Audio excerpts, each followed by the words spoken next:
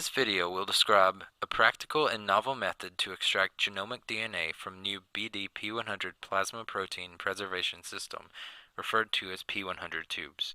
DNA extraction from serum or plasma tubes has been a pretty common procedure in the past, but the combination of this new P100 tube and the extraction method presented here offers a novel, easier approach to retrieving better quality DNA with much less effort. The inside of the P100 tube is coated with potassium EDTA and protease inhibitors. This prevents coagulation and stabilizes plasma proteins. Blood is collected in these tubes for the purpose of retrieving and testing plasma.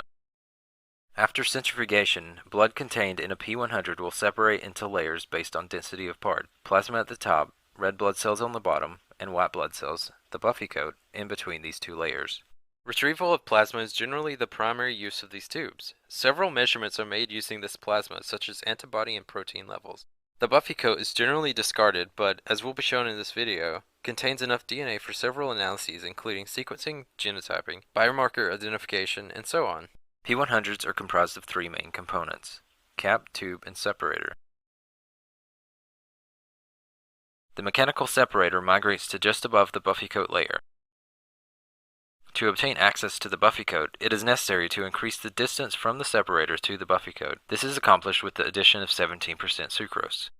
The buffy coat is normally discarded with the P100 tube, but as will be shown in this video, it is possible to easily retrieve enough DNA from this layer to perform several analytical tests.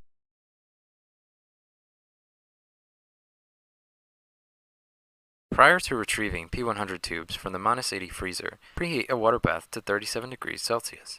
Place each P100 tube into the hot water bath and incubate for around 5 minutes to thaw all samples. Once all samples are completely thawed, any serum remaining above the